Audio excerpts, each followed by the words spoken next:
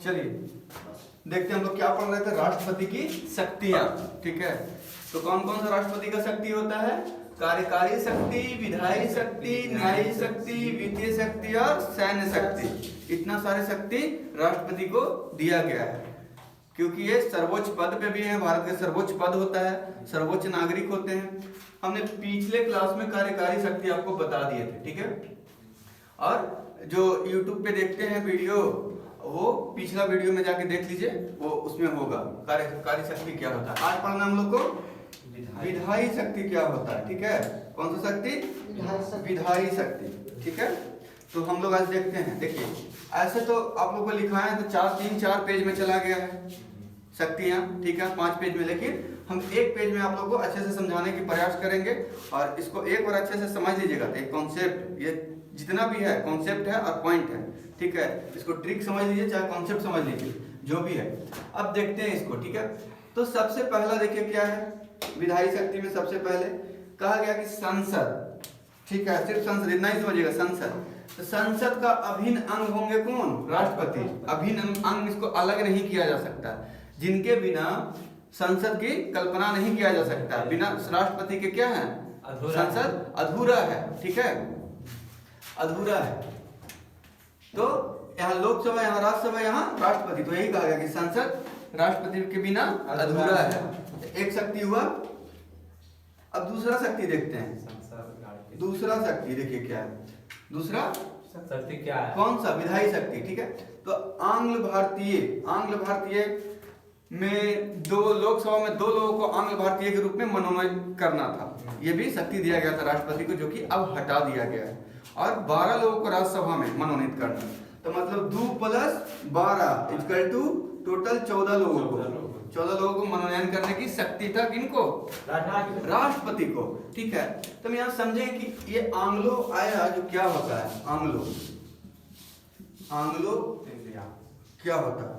Anglo उसको बोलते हैं जो विदेशी मूल के भारतीय नागरिक हैं, उसको क्या बोलेंगे? Anglo Indian. ठीक है, जो भी।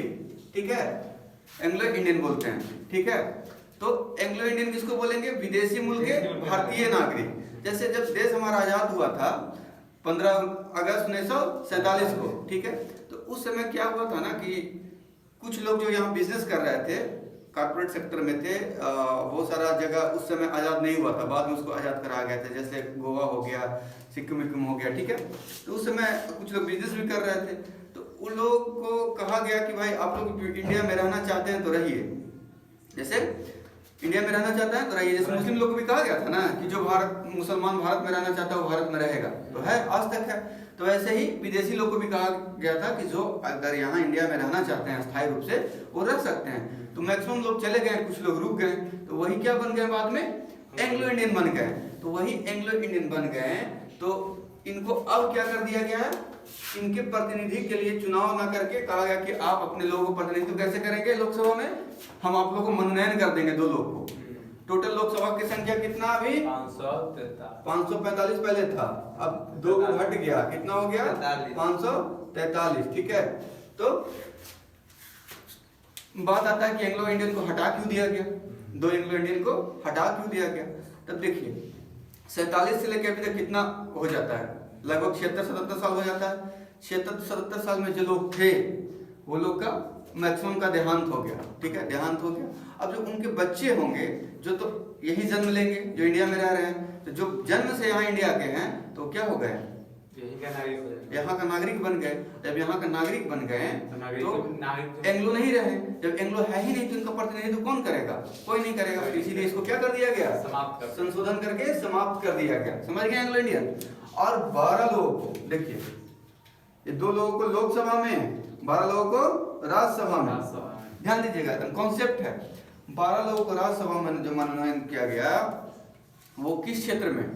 कला के क्षेत्र में, साहित्य के क्षेत्र में, विज्ञान के क्षेत्र में, सेवा के क्षेत्र में, ये सब के क्षेत्र में। ठीक है, कहा गया कि भाई आप लोग जो ये क्यों किया गया? प्रमोट करने के लिए। ठीक है, कि अगर कला में कोई उत्कृष्ट प्रदर्शन करता है तो क्या करेंगे? उसको प्रमोट करने के लिए आप आगे संसद में अपना आवाज रखिए, कला के प्रति लोगों में जागरूकता फैलाइए। ठीक है, ताकि हमारा देश का नाम और ऊंचा हो, ठीक है। तो ये सब के क्षेत्र में, साहित्य के क्षेत्र में, विज्ञान के, ताकि ये सबको खुद ब खुद प्रमोशन हो, प्रमोट हो और लोग उससे क्या हो, इंस्पायर हो उस चीज से करने के लिए। तो ये हो गया राज्यसभा में भारत कितना हो गया 2 + 12 कहाँ लोकसभा राज्यसभा मिला के, ठीक है। तो ये दूसरा शक्ति हो गया। अब तीसरा शक्ति देखते हैं क्या है। तीसरा शक्ति क्या है भाई, तो संसद सत्र का आहूत तथा सत्रावसान करना।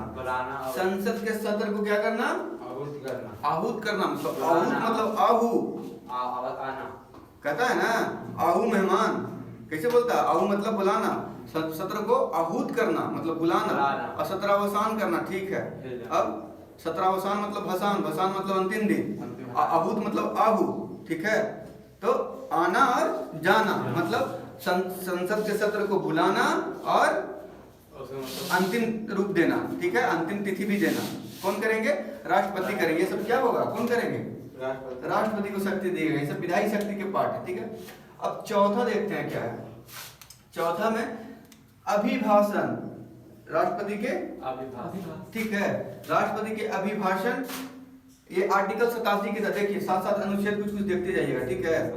आर्टिकल 87 के तहत अभिभाषण होता है राष्ट्रपति का। अभिभाषण में क्या होता है, जो नए सरकार का गठन होता है, नया कैबिनेट का गठन होता है, वो नया कैबिनेट या नया सरकार जो भी अपना प्लान बनाए हैं या जो भी अपना ये किए हैं, खाका तैयार किए हैं, उसको नजर में रख के और वही वो तैयार करके कैबिनेट देता है। उसी को बात को कौन रखते हैं, हमारे राष्ट्रपति रखेंगे। कहाँ रखेंगे, तो लोकसभा में भी रखेंगे, राज्यसभा में भी रखेंगे, ठीक है, दोनों में रखेंगे कि सरकार का, नया सरकार का स्वरूप कैसा होगा, ऐसा होगा, ठीक है। तो यही है अभिभाषण, ठीक है। अभिभाषण में भाषण तो देंगे राष्ट्रपति, लेकिन किसके तहत, केंद्रीय मंत्री परिषद के द्वारा, उनके विचार से, उनका खुद का विचार नहीं होगा, ठीक है। अब देखिए आर्टिकल 85, आर्टिकल 85 क्या कहता है, लोकसभा को भंग कर सकता है। कौन कर सकता है, लोकसभा का भंग कर सकता है। अब ये सवाल आता है कि कैसे भाई भंग कर सकता है। 85 में भंग याद रखना, ठीक है, लोकसभा को भंग 85 के तहत। तो कैसे कर सकता है लोकसभा को भंग, बताओ। राष्ट्रपति किसका किसका नियुक्ति करता है, सभी कैबिनेट मिनिस्टर का नियुक्ति करता है, ठीक है। आयोग की नियुक्ति करता है, हम बताए थे ना उसमें, कार्यकारी शक्ति में बताए थे, ठीक है। तो राष्ट्रपति किसी को अगर इस्तीफा ग्रहण ले लेता है, इस्तीफा ले लेता है, प्रधानमंत्री अगर इस्तीफा दे दिया, कोई कैबिनेट मिनिस्टर इस्तीफा दे दिया, कहीं राष्ट्रपति शासन लग गया, तो उस स्थिति में क्या कर सकता है, देश की अगर स्थिति ठीक नहीं हो तो उस स्थिति में आपातकाल लगेगा। आपातकाल लग गया तो क्या होगा, वो क्या कर सकता है, भंग कर सकता है, ठीक है, लोकसभा को भंग कर सकता है। तो ऐसे याद रखिएगा, ठीक है। कैसे भंग कर सकता है भाई, आपात करके। कैसे कर सकता है, इस्तीफा लेके, इस्तीफा लेके, ठीक है। अब देखिए कितना हो गया, पहला, दूसरा, तीसरा, चौथा, ये 5वां हो गया। छठा देखिए, छठा विधायी शक्ति क्या है, कोई भी बिल आएगा, कोई भी नियम बनाने से पहले हम राष्ट्रपति से क्या लेंगे, अनुमति लेंगे कि हम इस ऐसा बिल ला सकते हैं, ठीक है, हम ला रहे हैं, इस पे आपका अनुमति चाहिए। तो वही प्रेसिडेंट के अनुमति से विधेयक आता है, कोई भी विधेयक राष्ट्रपति को तब पूछेगा कि जरूरी है, तो एकदम जरूरी है। क्यों, कहे कि आप विधेयक ले आइएगा, किसी को चोरी के जुर्म में उसको हम फांसी की सजा का प्रावधान कर रहे हैं, हम ऐसा बिल ला रहे हैं, तो वहां अनुमति क्या करेंगे, राष्ट्रपति नहीं देंगे, ठीक है। आप एक बिल लाइएगा कब भाई, तब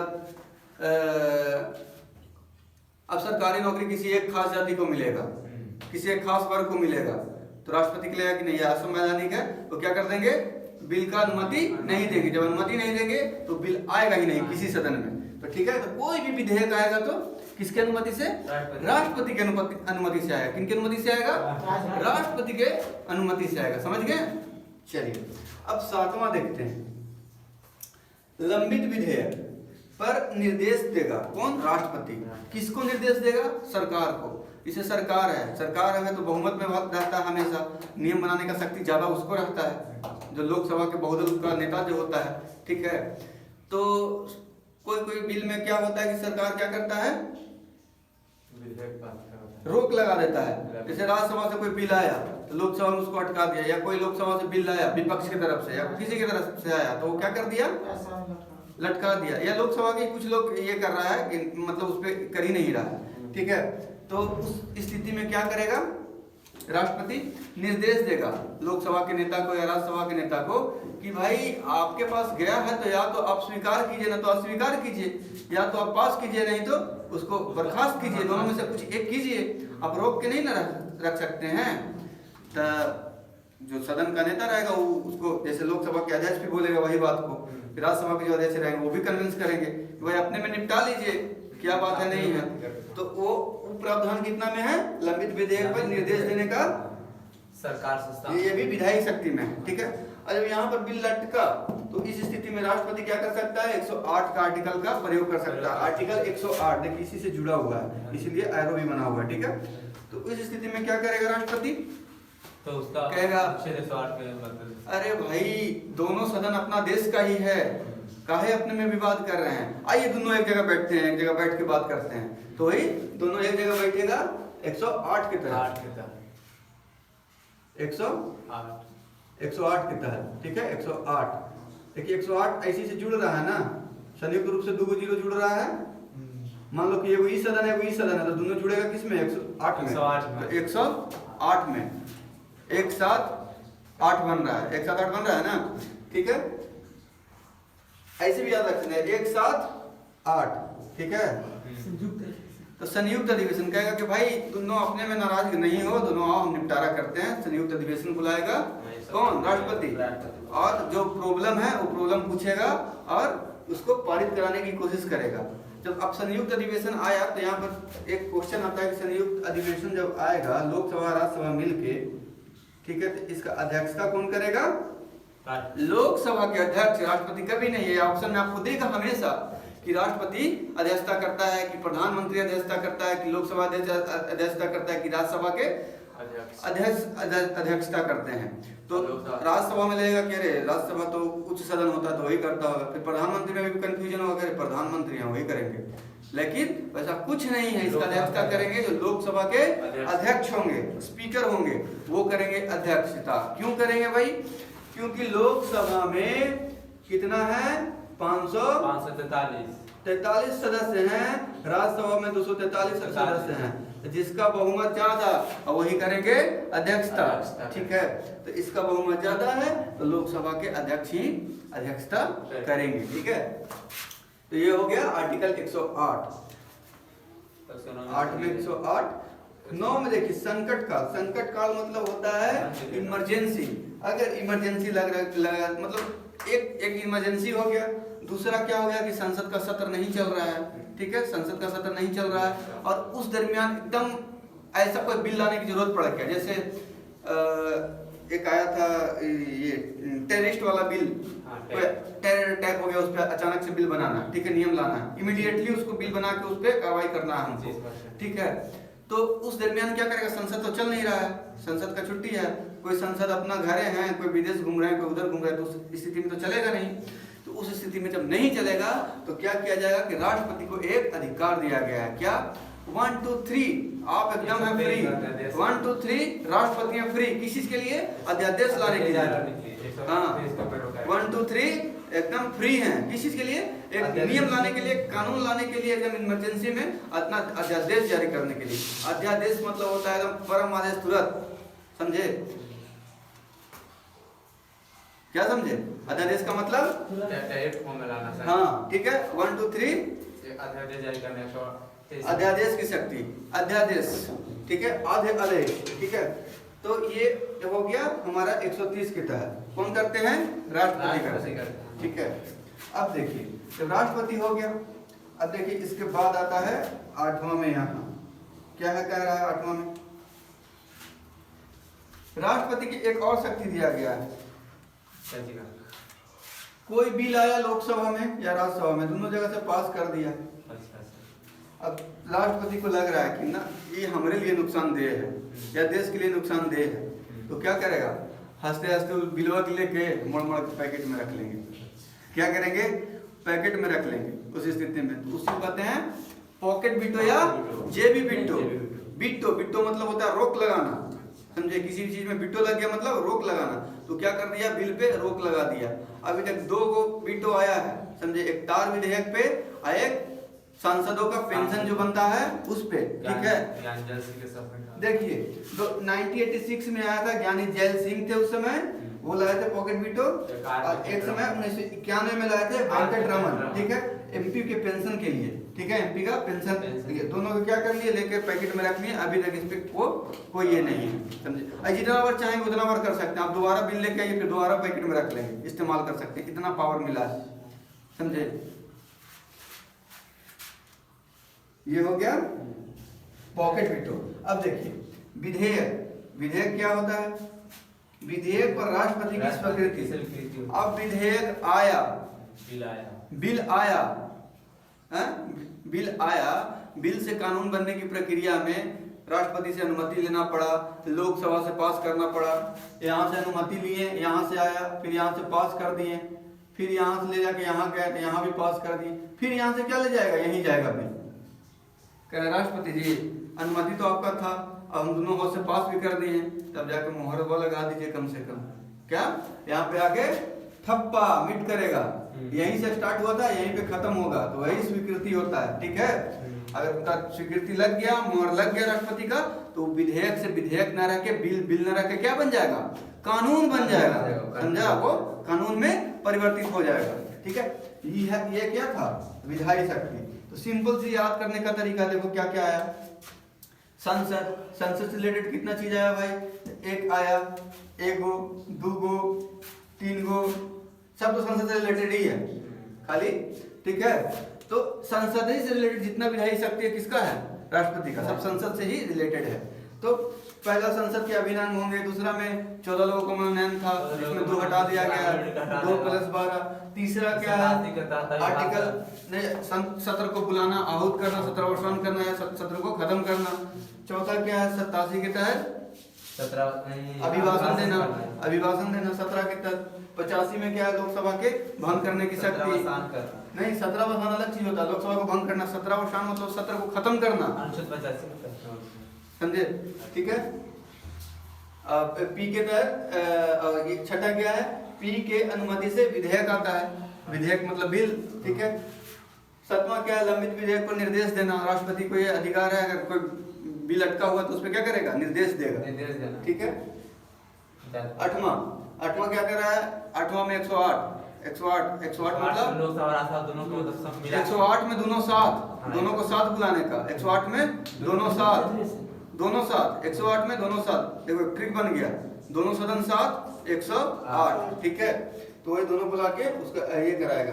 चौथा ये 9वां क्या है, संकट काल, इमरजेंसी अगर लग रहा है, कोई इमीडिएटली ऐसा कानून बना रहा है, अगर संसद का सत्र नहीं चल रहा हो तो क्या करेगा, देश के तहत 1 2 3 इसके लिए राष्ट्रपति है फ्री, ठीक है, वो बैठल वहीं से अध्यादेश जारी कर देंगे, जहां रहेंगे वहीं, ठीक है।